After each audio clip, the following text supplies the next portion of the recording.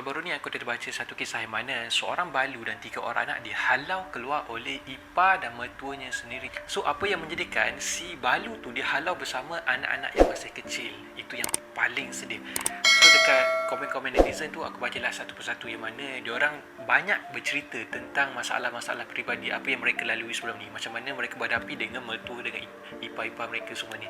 So, benda macam ni sebenarnya banyak berlaku. Dekat komen-komen tu pun ramai yang komen, yang cerita macam mana mereka bangkit, apa mereka buat nak fightkan harta tu macam mana. Okey, aku sebenarnya terkilan dengan suami tu sendiri. Yang meninggal tu tak apalah, past is past. Tapi yang masih bekerja, yang masih mencari nafkah mana isteri sekarang ni, apa perancangan suami sekarang seandainya tiba-tiba si suami pergi dulu daripada anak dan isteri? Kita bercakap soal tiba-tiba. Aku bukan nak takutkan orang dengan mati. Statistik 2018, 2 kemalangan maut sewaktu pergi dan balik kerja. So, kat sini kita merancang atau dia berlaku secara tiba-tiba.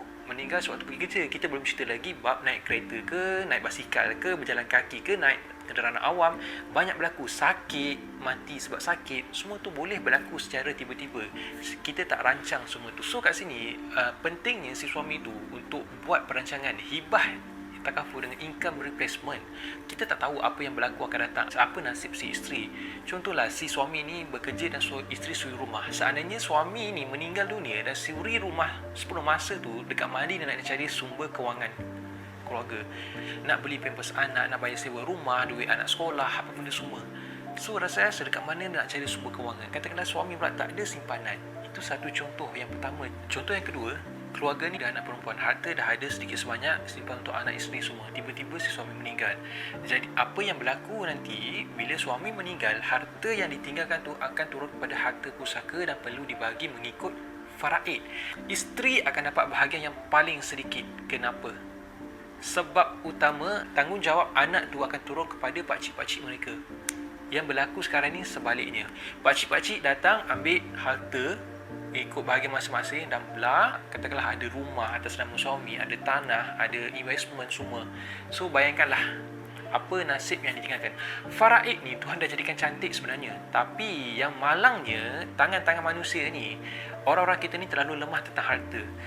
Bila dengar je harta free, harta faraid yang ditinggalkan oleh adik-beradik lain, dia akan datang berebut. Kerana harta boleh bertikam, kerana harta boleh berpecah adik-beradik. So, dekat sinilah function sebenarnya. Kalaulah si suami tu ambil hibah, walaupun adik-beradik datang nak ambil harta, katakanlah ada hibah RM500,000, so duit tak akan turun kepada isteri, bersih RM500,000. Hibah takaful tak akan masuk pada faraid kerana dia adalah hadiah, dia akan turun kepada penama. Kalau RM500,000 pada nama si isteri, so RM500,000 lah si isteri akan dapat. So, duit tu lah dia akan teruskan kehidupan seperti biasa. Duit ni bila kita ada mudah kita nak uruskan, tapi bila kita tak ada, itulah jadi masalah utama. Contohlah income replacement. Katakanlah si suami ni bekerja, tiba-tiba terputus kaki, accident, 2 kaki. Gaji waktu tu RM5,000. Okey, bila dah tak ada kaki, rasa-rasa majikan nak ambil dia bekerja lagi ataupun tak? Adakah majikan nak datang kat rumah, ambil, tolak, bawa pergi office, kerja dan hantar balik? Ada tak macam tu? Tak ada. Tak akan berlaku. So, kat situ nampak tak? Kita dah hilang upaya dan kita hilang segala sumber kewangan kita. Income replacement, katakanlah kita dah set 6 tahun gaji atau 12 tahun gaji kita. Bila pam saja terputus sakit, tak mampu bekerja, hilang upaya kekal dan duit tu dah akan turun pada kita untuk kita teruskan kehidupan seperti biasa sebelum kita plan-plan benda lain. Tapi itulah, dua perkara ni, income replacement dengan hibah takaful ni, terlalu ramai suami-suami di luar sana lupa. Saya pun tak tahu kenapa. Kalau tak percaya, balik nanti tanya pada suami. Abang dah sediakan hibah untuk saya, apa perancangan abang kalau abang pergi nanti? Benda-benda macam ni kena bincang. Si suami ni ada 2 jenis kategori. Ada setengah suami fikirannya terbuka. Bila si isteri tanya, okey, dia boleh bawa bincang. Ada setengah suami, bila si isteri tanya benda macam tu, dia akan cakap, awak ni nak abang mati cepat ke?